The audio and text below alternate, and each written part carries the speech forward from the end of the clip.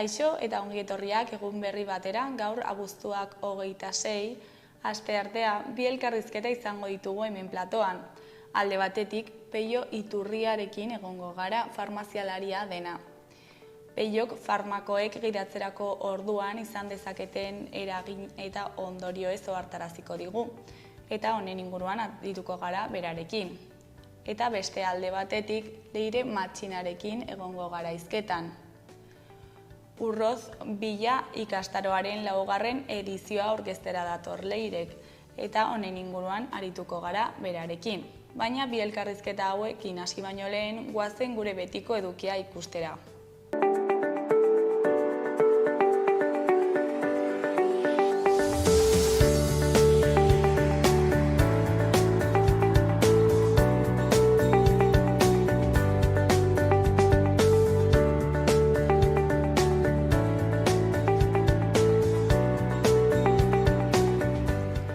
Goazen gaurko efemerideak ikustera.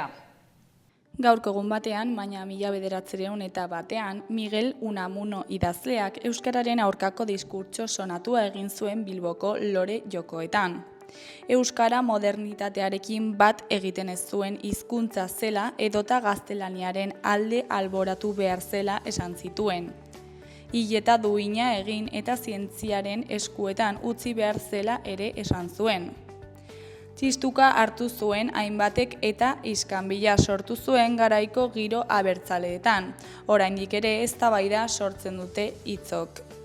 Urte batzuk beranduago, 1970ko abuztuaren 26an, dozena bat emakumeek lore eskaintza egin zuen Parisko Arc de Trionfeko soldadu ezezagunaren omenezko hilobian. Bada soldadu ezezaguna baino gutxiago ezagutzen dugun norbait, bere emaztea, zioen eskuetan zeramaten pankartak. Polizia agertu eta atxilotu egin zituen ekintzaileak ekimen simboliko harengatik. Iskanbila sortu zen. Protesta hori Le Aurore Le Figaro egunkarietako azaletan agertu zen. Orduantxe jaio zen emakumeen askapenaren aldeko mugimendua Frantziako estatuan. Egun berean, baina 2001an, sakanako emakumezkoen sokatira taldeak podiuma utzi zuen Espainiako ereserkia jarri zietenean, Japonian munduko txapelketa irabazi berritan. Akitan izan zen eta podiumera eskuan ikurrina zutela igo ziren. Antolatzaileekin izandako tentsioak tarteko Euskal Herriko talde guztiak kanporatu zituzten eta mehatxu eta irainak jasan izan behar zituzten. Eta bukatzeko 2002ko abuztuaren 26an, Batasuna alderdia legez kanpo uzteko prozesua abiatu zuen Espainiako estatuak. Auzitegi Nazionalak 3 urtetako debekua ziren bere jarduerak eta Espainiako Kongresuak ilegalizazioari argi berdea eman zion. Gasteiz, Donostia eta Bilboko egoitzetan erabakiaren zain zeuden militanteak. Espainiako polizia bortitz sartu zen, hauek ustera eta istiluak izan ziren. Baltasar Garzon epaileak 1978tik Mahai Nazionaleko kide izandako guztien zerrendak eskatu zituen eta adierazi zuen HB sortu zela eraikuntza nazionalaren prozesua gidatzeko.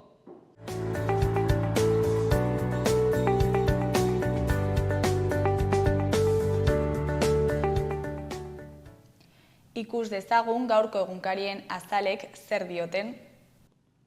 Diario de Noticias egunkarian horrela dio lerroburu nagusiak. 2520 bitarteko irakaslek badute plaza bigarren hezkuntzan eta lanbide heziketan datorren ikasturterako. Lanpostuak modu masiboan esleitzeko prozesua 53 lanpostu hutsekin bakarrik amaitzen da. Sexologiako adituek 12 ikastetxetako irakaslei sexu osasuna irakatsiko diete. Irudi nagusian Sarasate pasalekuko obrak atzo. Honen titularrean Sarasate pasalekuko obrak hasi dira. Hori koloreko berrietan, batetik Gerai Kortesek Gaiarrera ekarri du bere artea. Bestetik osasunaren lehen gola 16 ukituren ondoren iritsi zen. Jarraian, Monkaiola, 225 partida, soilik 27 urterekin. Eskuinaldean dagoen zutabean, alde batetik, Ayerdik berri txartzat joditu Europar Batasunak nekazari politika bateratuari egindako murrizketak. Beste alde batetik, Israelek ospitale bati egindako eraso bikoitzak 20 hildako eragin ditu, horietako 5 kazetariak. Gainera, gobernuak 9,6 milioitan lizitatuko du Herripagainako osasun zentroa. Jarraian, baso sargentua den Jon Diez de Eureren hitzetan, arrisku handiagoko maniobrak egin behar ditugu. Azkenik 42 urterekin Veronika Etxegi aktorea hilda. Diario de Navarra egunkarian horrela dio lerroburu nagusiak. Gurasoak erasotzen dituzten seme-alaben aurkako salaketak ugaritu egin dira Nafarroan. Lesioak egiten dituzten ondorengoen artean neskak dira nagusi. Argazki nagusian, Victor Muñoz, atzo taxoaren Moi Gomezekin batera. Sadarren gehien nabarmendu ziren jokalarietako 2 izan ziren. Honen titularrean, Victor Muñoz, sentsazio berria. Eskuinaldeko berrietan, batetik bigarren hezkuntzarako irakasleen 17% ez da bete. Bestetik, San Jorgeko bizilagunek auzoan segurtasunik ez dagoela ohartarazi dute. San Jorgeko bizilagunek auzoan segurtasunik ez dagoela ohartarazi dute. Jarraian, 42 urterekin Veronika Etxegiren heriotzatik unkituta. Goiko aldeko berrietan, alde batetik Iruñeak López Drogeria eta Garatea etxea galdu ditu.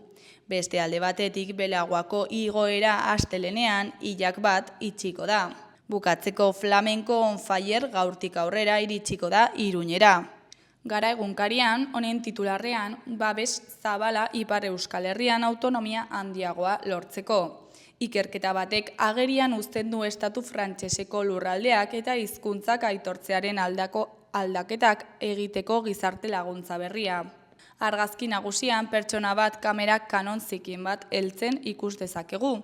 Titularrean, Israelek ez du lekukorik nahi Gazan. Erdiko berrietan batetik Bilboko konpartsek jaien balorazio positiboa egin dute. Bestetik, Bairouk konfiantza mozioa aurkeztuko du hilaren 8an. Ondoren, Atletikek 0-0 irabazi dio Raiori Oian Sanzeten golari esker. Bukatzeko goi eskuineko berrian, EH Bildu eta Erken hitzak ditugu. Olatu atzerakoiaren aurrean nazio gehiago. Berri egunkarian berriz, argazki nagusian jendetza Jasman Olmarsi Auters agentziako kamelariaren gorpuaren garraio atzo Khan Yunis hirian. Titular nagusian Gaza Al-Nasser ospitaleari eraso egin dio Israelek eta 21 lagun hil ditu, tartean 6 kazetari. Tel Avivek zerrendaren aurkako erasoaldia hasi zenetik, ia 63.000 lagun hil dituzte, tartean 254 kazetari eta erietxeen 184 kalte egin. Beheko argazkian, Arraun Lagunakeko patroia den Joana Alzuet dugu. Honen arabera, emakumezkoen ligan maila igotzen ari da, traineru guztiek eman dute saltoa. Honen ezkerrean dagoen berrian, Sanzetek penaltiz sartutako gol bati esker bigarrenez irabazi du Atletikek. Goiko berrian musikaria eta tresna izeneko udako seriaren lehenengo atala dugu. Eskuinaldeko zutabean dauden 3 albisteetan, batean konfiantza galdea aurkeztuko du Bairouk Frantziak. Bestean gaztetxeak eta gune autogestionatuak udako seriaren lehenengo atala daukagu. Azkenik Sagarra seriaren lehenengo atala baita ere. Euskal Herria Irratiari dagokionez, titular nagusian, traktoreka den itzulera, Nafarroako gobernua kezkatuta dago Europa mailatik landa eremurako iristen diren albisteekin. Murrizketak datoz eta horrek nekazarien protestak eragingo ditu. Eskuineko berrietan, goikoan, Gaizka Uharteren arabera, artzaintzaren sektorea babesteko eta bultzatzeko eguna da. Abuztuaren 31an ospatuko da Uhartearakilen artzai egunaren 57. edizioa. Aurten Jose Mari Ustarroz omenduko dute gazta lehiaketari bere izena jarriz. Behekoan Herripagainako osasun zentroa 2028rako egongo da prest. Nafarroko gobernuak datozen egunetan argitaratuko du obren lizitazioa. €900.000 euroko aurrekontua izango du.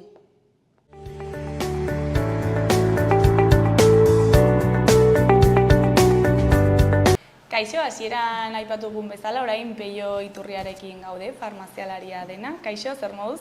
Egunon, ongi eta zuek? Oso ongi baita ere, ongi etorria, ona. Eskerrik asko. Eta, bihar Berriozarko jaiak hasiko dira, eta, orokorrean udako sasoian, kotxea gehiago hartzen dugu, ezta? Eta, festarekin, festa egiten baldin badugu, kotxe hartzen dugu, eta horrek eragina dauka, ez? Hori da. Uda garaien oporretan gehiago mugitzen gara, oporretan gaude, festa askotan, batez ere gazteak ibiltzen dira, edo ibiltzen zarete, eta beste gauzen artean, medikamentuak ere kontuan hartu behar ditugu gidatzeko orduan, ez? Botikarioen kontseilu nagusiak izan du istripuen artean, auto-istripuen artean, 5% medikamentuek zerikusia dute. Medikamentu. Eta baita ere, urtero, Osasun Ministerioko toxikologia saila edo departamentuak datu batzuk ematen ditu eta esaten du, ez dakit nola esan, imprudentziaz gain edo ezasolakeriez gain, alkohola edo abiada handiegi eramateaz gain, alkohola, psikofarmakoak, abusuzko drogak, horien nahasketak, psikofarmakoak, zerikusia handia dute istripuetan. Ia erdiak, erdien iturburua edo motivazioa dira, hori ez, alkohola, psikofarmakoak, horien nahazketa, eta psikofarmakoen artean 100 handi batean dira benzodiazepina. Benzodiazepina dira ansiolitikoak, nerviosistema zentrala deprimitzeko, azken batean ansietateari aurre egiteko, eta asko konsumitzen dira, eta hori, kontuan hartu behar dugula gidatzeko orduan. Hori da. Horregatik, nik uste dut, oso garai aproposa da, horren inguruan hitz egiteko, esan dugun bezala asko mugitzen garelako, ez? Eta hori, beste medikamentu asko zerikusi handia dute gidatzeko orduan. Adibidez, esango den, noski ansiolitikoak eta holokoak nonbait logurea ematen dute, ez? Somniferoak ere bai, lo egiteko, ere bai logurea ematen dute. Antiepileptikoak ere bai, ez dakit, holoko ikusmen arazoak igual sortzen dituzte, edo ez dakit, begi ikusmenaren lausotzea, eta badira beste botika batzuk errezeta behar ez dutenek eta baita ere kontuan hartu behar ditugu. Adibidez, antihistaminikoak hartzen dira alergia prozesuetan edo baita ere osten garenean, otzeriari aurre egiteko, askotan hartzen ditugu ez dakit, izen komerzialak esango ditugu, Frenadolak edo Farmagrip edo Coldina, holoko botikek logure ematen dutela. Orduan, kontuan hartu behar dugula, gidatzeko orduan, akaso, logure gehiago izango dugula. Badira beste botika batzu, errezetarik behar ez dutenek, ere bai, logure ematen dutela. Adibidez, badira botika batzuk orain, loezinari aurre egiteko, eta melatonina errezeta beharrezkoa ez dena, eta logure ematen dutela. Orduan, hori, hasieran esan dudan bezala, osasun botikarioen elkargo nagusiek esan duena, ez? Kasuen ehuneko bostek eragiten izaten dira botika konsumitzeagatik. Osea, alkoholarekin hasten baldin baditu gaizki, baina haiek bakarrik ja batzutan eragina dute, ez, gidatzeko orduan. Eta hori da, eta alkoholarekin nahazten baldin baditugu, zer esanik ez. Adibidez, alkoholak hartzen duzunean, hori, lehenbiziko araua izango zen ez gidatzea, hori da onena. Zeren, alkohola ere bai, adibidez, ansiolitikoen eragina handiagotzen dute. Loezinari aurre egiteko hartzen ditugun botiken eragina alkoholarekin handitzen dute. Alkohola, adibidez, alkohola eta ibuprofenoa nahazten baldin badugu, normalean holoko urdaieko arazoak handituko direla. Eta parazetamola, hori oso botika ezaguna dira. Botika eta alkohola hartzen baldin badugu, gibela hondatzeko probabilitatea handiagoak izango dira. Eta gero baita ere kontuan hartu behar dugu, alkoholarekin gertatzen da gauza bitxi bat. Bat bateko irenste asko, ingesta aguda edo, hartzen baldin badugu, medikamenduen eragina moteltzen da, ez diote ustera, baina eta orduan botika horien printzipio aktibo metatzeko arriskua handiago da. Alderantziz, alkohola modu kronikoan hartzen baldin badugu, hain zuzen ere, alkohola eta medikamentuak errazago metabolizatuko direla, eta orduan dosi handiago beharko ditugu, lortu nahi ditugun eraginak eskuratzeko. Orduan hori, alkoholarekin holoko gauza bitxiak gertatzen dira, ez? Bat bateko konsumo akutua, nola esateagatik, medikamentuen eragina moteltzen dutela. Eta modu kronikoan hartzen baldin baditugu, alderantziz, errazago metabolizatuko dira. Gero, baita ere, esan behar da, badira, botika batzuk eragina dutela alkoholen metabolismo. Orduan, adibidez, antiinfekzioso batzuk, kloranfenikol bezala, edo diabetesen aurkako botika batzuk, hartzen baldin baditugu alkoholarekin, alkoholaren albondorioak handiagotuko dutela. Holoko gauza kontuan hartu behar dugula. Eta orain izan dut antidiabetiko bat, adibidez antidiabetikoak ere bai, gidatzeko orduan hartzen baldin badugu, hipoglucemia izateko arriskua hor badago, gehiegi hartzen badugu. Barauri baldin bazaude, edo gutxi bazkaldu duzu, edo afaldu duzu, eta gainera antidiabetiko bat hartzen baldin baduzu, orduan hipoglucemia izateko arriskua handiago da. Orduan, etorriko zaizu holoko makalaldi bat, logure bat eta gidatzeko oso arriskutsua ere bai. Izan behar dira kontuan gauza asko.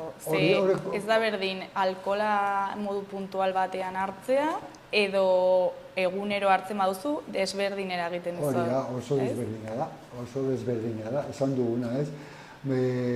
Asteburu batean asko kontsumitzen baldin baduzu, esan duguna, ez? Medikamentuk hor geratzen dira, metabolizatu gabe, eta metatzen baldin badira, horoko, ez dakit, toxikotasun handitzen da. Alderantziz, modu kronikoan hartzen baldin baduzu, medikamentuak ere bai, norma bezala errazago metabolizatuko dira eta horien eragina lehenago pasatuko direla. Hala da, hori, esan bezala, hobe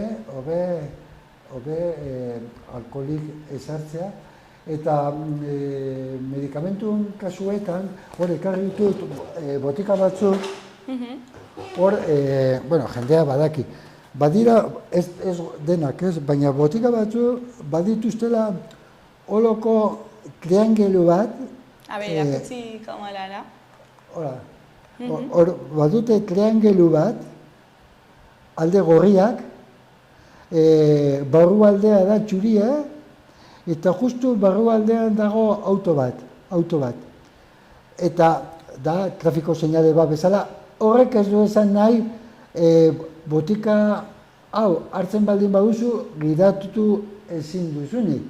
Esan nahi du poliki ibili behar duzula eta prospektua irakurri, eta profesional sanitarioei aholku eskatu, ez? Eta hor botika asko dira horokoak.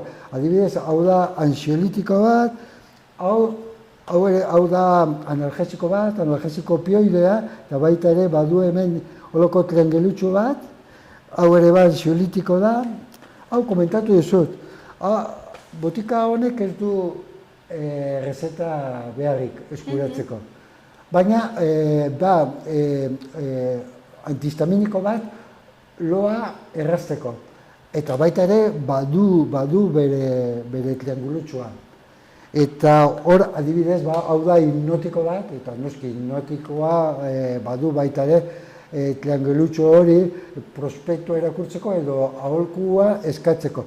Noski, hipnotiko bat loa erazten dizula eta hartzen baldin baduzu gaina alkohola, orduan botikaren eragina handiagotuko da. Gauza bera gertatzen da holoko analgesiko bat, oso dira analgesiko opioideak eta parazetamol ere badu, noski, alkohola hartzen baldin baduzu horien eragina handiagotu egingo da. Horregatik, gidatzeko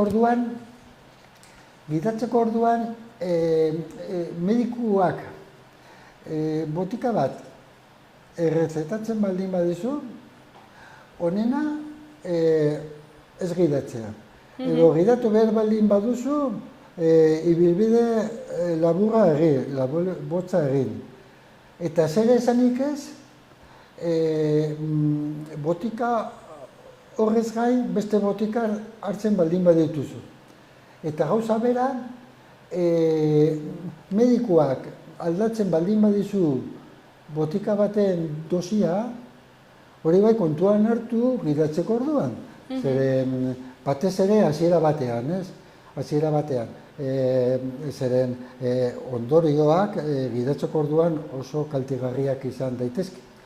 Baina nik ez du, ez dira, dena gauza guztiak ez dira txarrak, ez, medikamentuen inguruan. Zeren hori baita ere esan behar da, medikamentuei esker, askotan gaixotasunari noski aurre egiten diogu, eta gure bizimodua normalizatu egiten dela botikei esker. Orduan, baita ere esan behar dugu, askotan, eta ia beti, botikei esker gure bizitza, bizimodua normalizatu egiten dela, eta hori esker gidatu aldugula. Hori bai esan behar dugula. Baina, hori, kontuan hartzeko aholku horiek, batez ere udan, aste santuan, asko mugitzen gara, ez gara geldi egoten, eta batez ere garai horietan. Kontu handiarekin ibili behar garela, ez? Eta normalean, zuk, botika batean lan egiten duzu, ez? Eta normalean jendeak badakia hau edo kontuan izaten du? Horregatik daude triangulutxo horiek. Botika guztiek ez dute triangulutxo, naiz kontuan eduki behar. Adibidez, errezeta behar ez dituzte botika berri batzuk ez dute triangulutxo hori. Baina jendea kontuan hartzen duen, kontuan hartu beharko luke jendeak, baina ez dakit zer esan. Jendea kontuan hartzen du, alkohola eta medikamentuak askotan elkar ezina direla, nik uste du baietz, ez? Eta nik uste du, zu botika hartzen baldin baduzu, eta zure burua ikusten duzu gaizki, zorabioak, edo dardarak, edo ikusmenaren arazoak, edo gaizki entzuten baldin baduzu, edo logure handia, noski, kontuatuko zara ez zaudela baldintza honean gidatzeko, ez?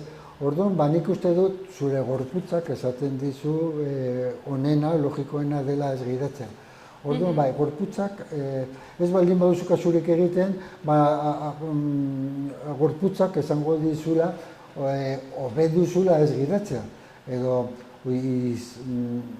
ikarri erabaki okerra izango zela, baldintza okerretan baldin bat zaude, botiken ondorioz gidatzea, ez? Orduan, gorputzak abizatuko duzu. Baina hori, festaren batera joaten bazara eta botika bat hartzen baduzu, kontuz, kontuan hartu behar duzu botika bat hartzen ari zarela, eta alderantzez, botika bat hartzen baldin baduzu eta kopatxo bat hartzen baldin baduzu, kontuz, zeren akaso, alkohol kopatxo horrek ondoriak esango ditu, zure gorputzea. Eta zuri profesional moduan zer da gehien kezkatzen dizuna? Zer kezkatzen nauen? Hori, esaten duguna, botika gauza esan duguna, ez? Bizimodua normalizatu egiten dizula, baina baldintza batzuetan, festetan edo botika batzuekin, kontuan hartu behar dela, ez dela txantxetako gauza eta poliki bili behar dela. Eta normalean jendeak galdetzen du, ea giratu alduen, ea alkoholarekin nahastu dezaken medikamentu hori? Normalean botikariok esaten diegula. Adibidez, orain oso ohikoa da uda garaian, zistadak, ez? Zistadak, hartzea ez, eltsoen zistadak. Edo urtikaria, ez daki, edo zerbait jan duzula eta gaizki egiten duzu, edo ostu zarela. Eta normalean holoko botikienek antihistaminikoak dituzte. Eta esan duguna, antihistaminikoa logura ematen dutela. Eta normalean botikariok, medikoek, esaten diegula kontu, zere botika horrek logura emango dizula, eta giratu behar balin baduzu kontu zibili. Hori normalean botiketan esaten dugu bai. Eta batzuk esaten, bai, badakit, edo ez du giratuko hori. Edo gauza bera esaten dugu, giratzeko orduan ez, baina adibidez, ibuprofeno bat ezaguna esateagatik, edo parazetamola, esaten diogu ez, kontuz alkoholarekin, zeren ibuprofeno eta alkohola, urdaia ondatuko duzu, edo mina izango duzu, edo parazetamola eta alkohola gehiagi hartuz gero, gibelan eragin izango du. Horoko gauza normalean botiketan esaten dugu bai. Eta gero adibidez, ibuprofenorekin eta parazetamolarekin agian alkohola ez duzu hartzen, baina ere jan behar duzu zerbait, ez? Baita ere, esaten du batez ere ibuprofenorekin, eta horoko antiinflamatorioekin ez, hobe baraurik ez hartzea, hobe zerbait jatea ibuprofeno edo oloko antiinflamatorioak hartu behar baldin badituzu. Hori esaten dugu, bai. Normalean, esaten dugu, ez, sukarrari aurre egiteko eta hobe parazetamola. Baina, hori, egirek ezin da abusatu. Eta gauza bera ibuprofenorekin. Ibuprofeno batez ere anturaren kontra edo artrosi edo holoko eragin handiago du, baita ere sukarraren kontra. Baina, hori, botika bakoitza bere eragina du eta hori botiketan aukatzen dugu. Eta uste duzu jendeak hartzen dituela paracetamol eta ibuprofeno hauek gehiegi, ez dakit, oso a la ligera, igual. Oso botika onak dira. Beti izan dira botika, ni urte asko ditut, eta badira urteen poderioz batzuk kendu dituzte albondoria zituztelako, adibidez, garai duela urte asko bazen Optalidon, izugarri hona zela holoko lasaitasuna eta ansietateari aurre egiteko, gero formula aldatu zioten, orain ja formula desberdina du. Gauza bera gertatzen da paracetamolarekin eta ibuprofenorekin eta naprosenorekin oso botika ona direla, eta jendean nabaritzen du on egiten dietela eta hartzen dira, baina dena bere neurrian hartu behar da. Eta ez dakit, ja bukatzeko gomendioren bat eman nahi duzu jendeari? Gomendio, medikamentu eta gidatzeko orduan, ja, aipatu duguna, ez? Botika berri bat, errezetatzen baldin baduzu medikoa, hobe ez gidatzea. Edo ibilaldi motzak egin. Dosi aldatzen baldin badu dizu, hobe ez gidatzea edo hasieran gorputzak nola erantzuten duen. Eta zer esanik ez, botika bat baino gehiago hartzen baldin badituzu. Itxon pizkat, gorputza nola erantzuten duen. Eta alkoholari dagokienez, esan duguna ez, botikak hartzen baldin badituzu, zer nahi dela ere, hobe alkohola ez hartzea, ez? Hori dira aholku. Eta zalantzak izan ez gero, galdetu botikarioari, edo medikoari, edo erizainari, hori dira aholkuak zeren, ez da txantxetako kontua ez.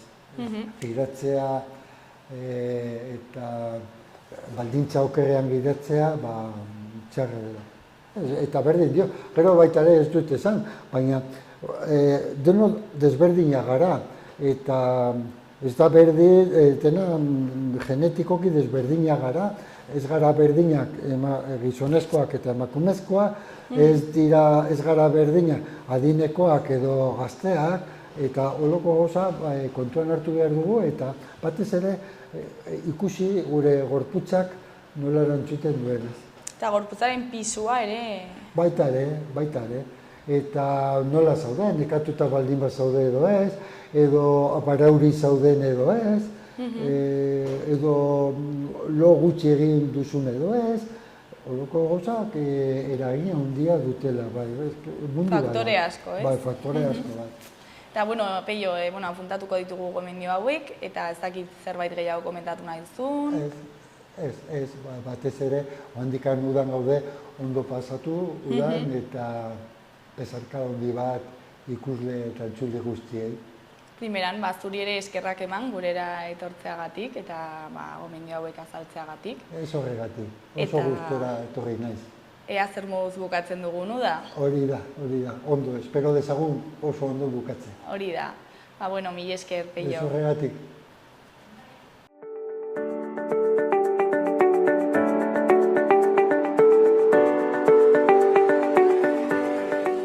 Gaurko eta biharko eguraldiaren iragarpena ikusiko dugu orain. Gaur, asteartea hodeitza handituko da, batez ere iparraldean. Eguna behe-hodei ugarirekin hasiko dugu ipar isurialdean eta hodeiek tantaren bat utz dezakete. Hegoaldean goizean giroa oraindik argia izango da. Arratsaldean hodeiak ugaritu egingo dira eta euria zaparrada batzuk egingo ditu. Batez ere arratsaldea amaieran eta gauean. Ipar osagaiko haizea nagusituko da. Ebro ibarrean izan ezik, bertan hego-ekialdekoa ibiliko da ia egun osoan. Hodeiak eta ipar haizea direla eta temperatura maksimoak jaitsi egingo dira, bereziki barnealdean. Asteazkenean ez egonkortasuna areagotu egingo da eta temperatura are gehiago jaitsiko da. Ipar partean estalia egongo da, hegoaldean aldiz hodeitza egunak aurrera egin ahala handituko da.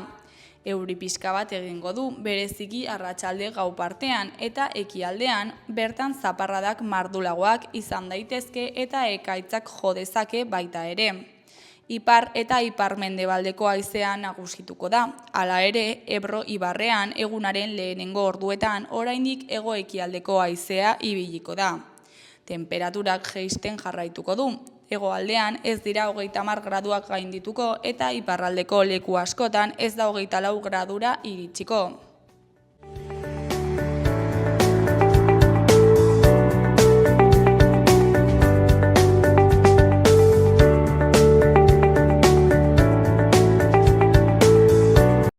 Kaixo, hasieran esan dugun bezala, orain Leire Matxinarekin gaude. Kaixo, Leire, zer moduz? Ongi. Bueno, Urroz Bila Udako ikastaroko 4. edizioa aurkeztera zatoz, ezta? Eta azaldu iguzu pixka bat zer den hau. Urroz Bila ikastaro bat da, zeinetan hainbat pertsona irakasle edo idazle, literaturan adituak diren pertsonak etortzen dira Urroz Bilara eta hitzaldiak ematen dituzte eta bere ikerketa edo beraien ikuspuntuak azaltzera edo debate moduko bat gertatzen da eta hainbat pertsona daude hitzaldi horietan eta haiek beraien artean hitz egiten dute eta gero badago denbora bat galderentzako edo zalantza batzuk argitzeko. Osea, da mahai inguru baten moduko. Bai, mahai inguru, bai, hori. Eta noiztik egiten da, edo noiz hasi zen egiten, zergatik helburu ditu? Bueno, hasi zen egiten duela 4 urte, izan zen lehenengo edizioa. Eta, hortik aurrera saiatu gara urte guztietan egiten, eta hori dela eta orain daukagu 4. edizioa. Eta nolakoa da pixkat funtzionamendua, nork antolatzen du, nola? Funtzionamendua da, hasieratik kurtsoa argitaratzen da abuztuan. Baina saiatzen gara ekainean edo horrela idazleekin edo irakasleekin eta lehenago ere hitz egiten eta prest egongo diren mahai inguretan eta hitzaldietan parte hartzeko eta horren arabera saiatzen gara kurtsoa moldatzen eta egiten eta pixka bat hori da funtzionamendua eta funtzionamendua kurtsoan badira mahai inguruak eta gero kafe edo atsedenaldi moduko bat eta gero badago aukera afaltzeko musikarekin, musikariak etortzen dira eta hor lehen mahai inguretan daudenekin pixka bat giro informalago batean hitz egin ahal duzu eta hori oso atsegina da. Osea, berez ikastaroa abuztuan egiten da, ez? Bai. Eta aurretikan prestatzen duzu, idazleekin aste, zarete izketan. Bai, eta gero ere saiatzen gara Nafarroatik zabaltzen, ere hitz egiten Diario de Noticiasekin edo Diario de Navarrarekin eta Sala Telebistarekin hitz egiten eta nolabait ikastora hau zabaltzen literatura duten, literatura gustatzen dioten pertsonei etortzeko. Eta gero, hainbat elkarteekin kolaborazioa egiten duzu, ez da? Zenakulo Literario eta Nafarroako idazleen elkarteekin. Eta zein da pixkat hauen papera? Zenakulo Literario irabazi asmorik gabeko elkarte bat da.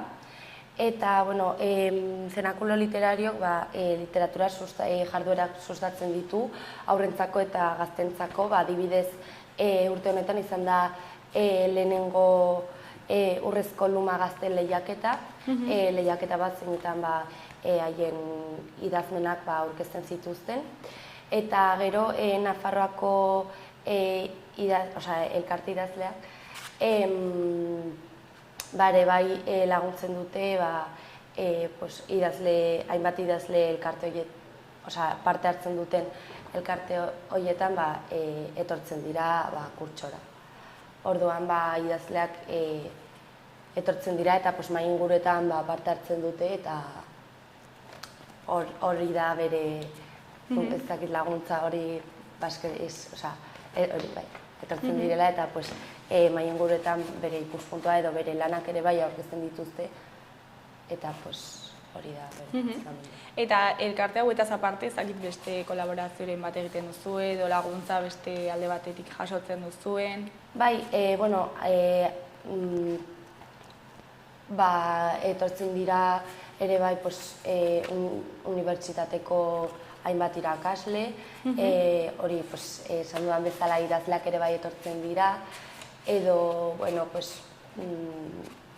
pertsonak literaturak maite dutenak ere bai, eta dituak direnak edo zerbait idatzi dute, edo hori gustoko dutenak ere bai etortzen dira, eta mahai inguruetan batez ere laguntzen dute, eta saiatzen dira hori mahai inguru bat oso interesgarria egiten. Eta hau dena antolatzeko, ez dakit diru laguntzaren bat jasotzen duzue, udalen parte hartzea, Nafarroako gobernuarena, ez dakit? Printzipioz ez dugu diru laguntzarik jaso, baina bai udalak saiatu da zabaltzen kurtsoa herritik, edo bai behar izatekotan ere bai laguntzen du urroz bilar ere bai, eta baina diru laguntzak printzipioz ez. Eta zenbat pertsona zaudete hau dena prestatzen? Ezakit lan finko batean zaudeten, ez? Bueno, printzipioz dago liburutegiaren jabea, Javier deitzen dela, eta berak eramaten du pixka bat dena, eta gero bai udan joaten da jendea praktiketan eta horrela, eta bai saiatzen gara, baina dena dago prestatuta ja denbora askorekin. Bestela, imprebisto bat baldin badago, alik eta lehen gauzak hori zuzentzeko edo, baina bai, denak eramaten duena da Javier da. Eta gero guk saiatzen gara berari laguntzen. Eta zure papera adibidez, zein da, nola sartu zinen honetan? Bueno, nik pasaren urtean praktikak egin dituen liburutegi honetan, eta asko gustatu zitzaidan, niri asko gustatzen zait idaztea eta irakurtzea, eta oso gustora nengoen. Eta saiatu naiz ere bai liburuzko presentazio batzuetan edo beste mahai inguruetan edo beste aktibitate batzuetan ere bai parte hartzen, eta eske asko gustatu zaidalako lehen urtean, eta esan zidan urte honetan gazteentzako kurtsoan parte hartu nahi parte hartzeko, eta nik baiet esan nion, eta berriro hemen lan egiten berarekin, eta oso gustora.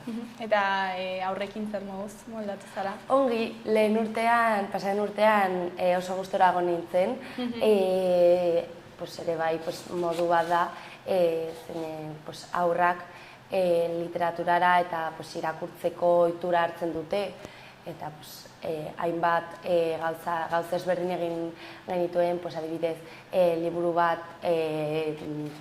egin, ez idatzi, baina bai liburu bat zeinetan kartulinekin eta portada bat, eta hori aktibitate ezberdinak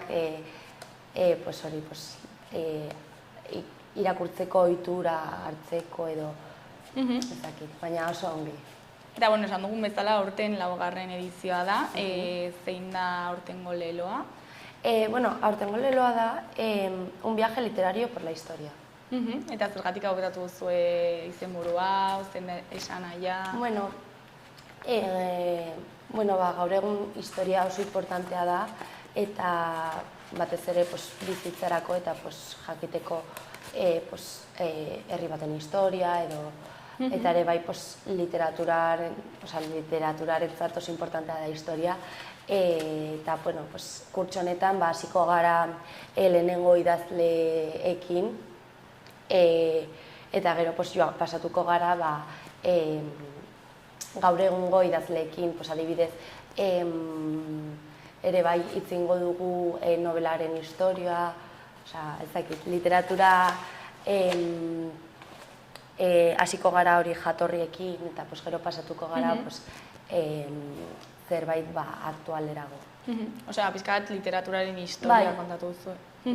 Eta ez dakit aurten berrikuntzarik egin duzuen programazioan, aldaketaren bat? Bai, edizio honetan 2 kurtso ezberdin sortu dugu. Pasaren urtean, esan dudan bezala, gazten kurtsoa zegoen, eta orain 2 kurtso ezberdin egongo dira, haurrentzako kurtsoa eta gaztentzako kurtsoa. Baina, ere bai, ikusi behar da zenbat jente apuntatzen den, adibidez ez da ateratzen aurren kurtsoa, gazten kurtsoa egongo da, eta oso interesgarria iruditzen bazaizu, etorri alda, baina, printzipioz aurren kurtsoa da, uste dut, 8 edo 7 urtetik 11 urteraino, eta gero gazten kurtsoa da 12 urtetik 16 urteraino. Baina ez dakigu zenbat jente apuntatuko den, atzo izan zen azken deialdia apuntatzeko, eta apuntatu altzara kurtsoa hasiko den momentuan, baina ez dakigu zenbat jente hori apuntatuko den, eta ez bada apuntatzen aurren kurtsorako jende asko, egingo dugu kurtso bat, eta jarduera ezberdinak egingo ditugu edozein mailarako.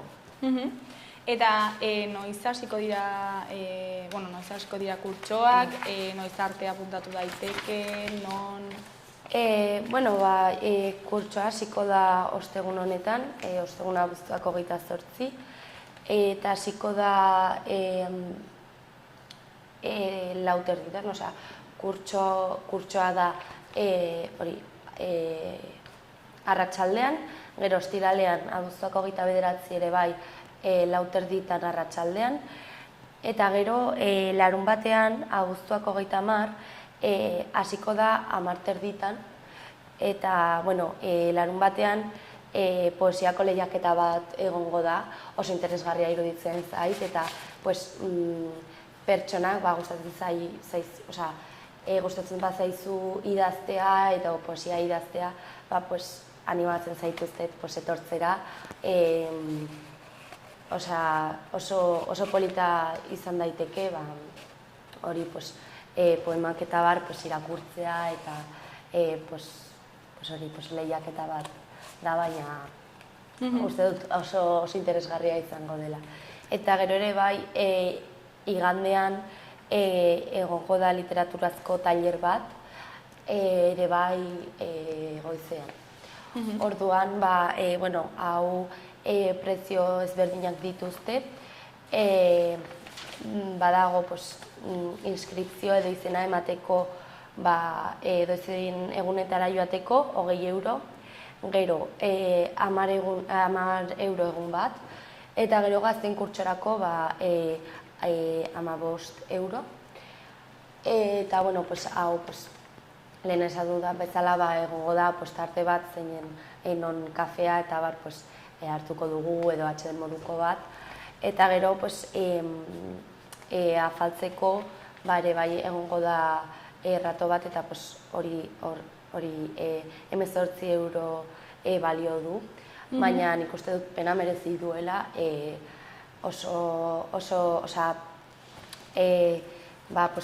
musikariekin eta oso ratu atxede polita da eta oso lasaitasuna lasaia da, orduan.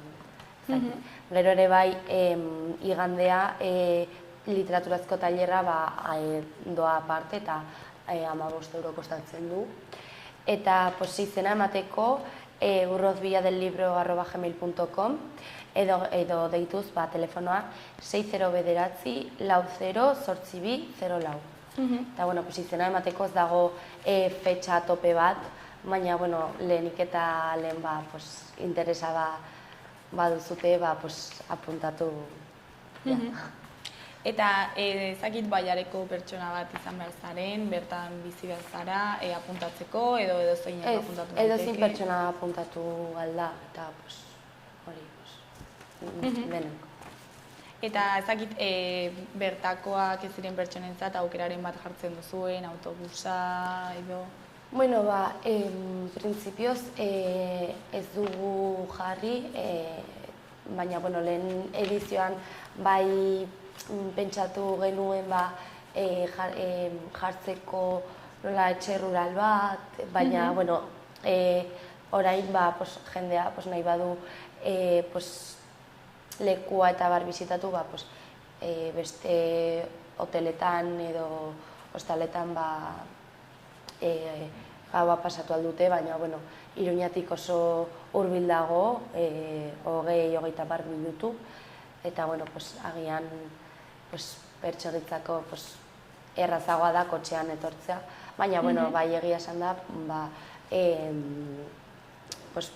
beste lekutik etortzen diren pertsonentzat agian bai zailagoa da, baina autobusak ere bai daude, baina guk ez ditugu jarri, baina bai autobusak daude eta... Eta ikastaroak bakarrik udan egiten dituzue edo urte osoan zehar? Bai, ikastaro hau bakarrik egiten da udan, baina bai kurtsoan zehar saiatzen gara tailer ezberdinak egiten edo hori idazle batzuk etortzen dira.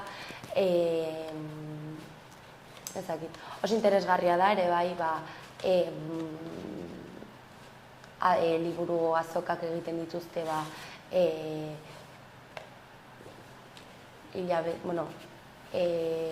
lau aldiz urtean uste dut, baina kurtsoa ez da bakarrik egiten da udan, baina beste jarduera batzuk egiten dira. Eta liburu azoka ez dakit herrian jartzen da, kanpoan? Bai, badago herrian, eta ere bai Iruñan ere bai izan dugu aukera liburu azoka jartzeko. Eta, ni urte honetan egon nintzen. Eta oso gustora egon nintzen, eta ere bai Santanderren ere bai egon naiz, hor liburu azoka ere bai zegoen. Eta zer modu zarrera liburu azoketan? Oso ongi, oso gustora. Eta, ez dakit zer espero duzuen aurtengo ikastaro ez? Ez dakit jendea apuntatu denez? Espero dugu jende gehiago apuntatzea, batez ere gazteen kurtsoan, zagoelako oraindik jende asko ez da apuntatu, eta espero dugu jendea apuntatzea eta ongi pasaltzea, eta gazteen kurtsoan, baina kurtsoan ere bai jende asko etortzea eta ongi pasatzea. Esan duzu, aurreko urtean egon zinela ikastaroetan, ez dakit zer moduz joan zen, zer moduz ikusi zenuen? nik oso gustora egon nintzen, eta aurten ere bai berriro egoteko aukera eskertzekoa da. Niri asko gustatu zitzaidan hor praktikak egitea oso, eta ere bai kurtsoan aurrekin eta oso gustora egon nintzen. Eta ere bai kurtsoan ikusi nuen pasaren urtean egon zen 2 egun aurrentzako, orain dira 3, eta egun horretan aurrekin ez nintzen bitartean beste kurtsoak ikusten dituen eta hitzaldiak eta mahai inguruak, eta benetan oso interesgarria iruditzen zitzaidan. Ere bai jendea ez dela oso aditua eta gehiago nahi baldin badu, jakin nahi baldin badu, hor joateko aukera dago eta oso interesgarria da. Eta aurren eta literaturaren arteko harremana nola ikusten duzu? Azkenean orain telebista, mugikorra, gauza asko dituzte aukeran, ez dakit literatura aukeratzeko ohitura ikusten duzun? Bueno, badaude kasuak baietz. Baina, bai saiatu ginen eta saiatu gara, ez mugikorrik, ez tablet, ez ordenagailuekin egotera, batez ere bai herri batean gaude eta ez dakit oso giro ezberdina da eta aurrak lasaiago edo egokiago sentitzen dira hor, eta ez dakit, gaur egun nik uste mugikorrak bai irakurtzeko orduak kentzen ditu, baina azken finean saiatu behar gara aurrak irakurtzea, ez dakit idaztea edo baina mugikorrekin oso erraza da mugikorrekin aritzea eta liburu bat hartzeko batzuei ematen zaie pereza edo nahiago dute hori mugikorrekin, baina baldin mugikorrean edo tabletean edo Kindle-etan irakurtzen badute ere bai hori ongi dago. Aukera hori, ez dakit, jarri duzu mahai gainean, adibidez, e-bookearen bidez erakargarriago izango litzatekela haietzat? Ez dakit, guk liburutegian liburuak saltzen ditugu orduan, liburuak oso eta niretzako adibidez oso ezberdina da liburu bat ukitzea eta liburu bat irakurtzea mugikorrean baino. Liburu bat eta gainera aurroz bilan liburutegian liburu oso zaharrak daude eta ere bai historia bat dute. Orduan hori pasaren urtean asko gustatu zitzaidan ikusten nituelako liburu batzuk ezakit super zaharrak eta hori nik uste dut ere bai kuriositate hori piztu behar dugula aurretan eta gazteen artean. Bai, hori igual transmititu behar da, ez da berdina pantalla batean izatea edo aurrean izatea, usaintzea, paperan izatea, edukitzea. Bai, eta batez ere aurrentzako, agian orain ez, baina lehen, Jeronimo Stilton liburuak usaintzen duten liburuak ziren, orduan aurrentzako hori oso hobeagoa da, ez dakit, interesa pizten dute eta hori. Primeran, Leire, ez dago galdera gehiagorik, ez dakit zerbait gehiago komentatu nahi duzun, jendeari zerbait esan, edo gonbidapena luzatu agian? Hori, denoi gonbidatzen zeituztet etortzera, oso gustora egongo gara, eta pertsona adinak, adinetako adin guztietarako badago kurtsoa, orduan etortzea eta lehenik eta behin apuntatzea. Bueno, jendea animatzen den, gerturatzera, eta zuri eskerrak eman, gurekin egiteko tartetxo bat ateratzeagatik berriro ere, eta ea zer moduz baten diren ikastaroak. Eskerrik asko.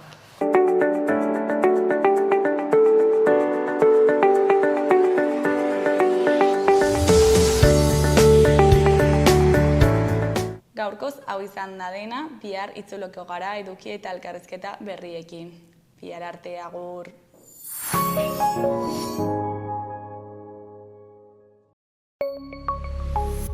Gobierno de Navarra. Nafarroako gobernua.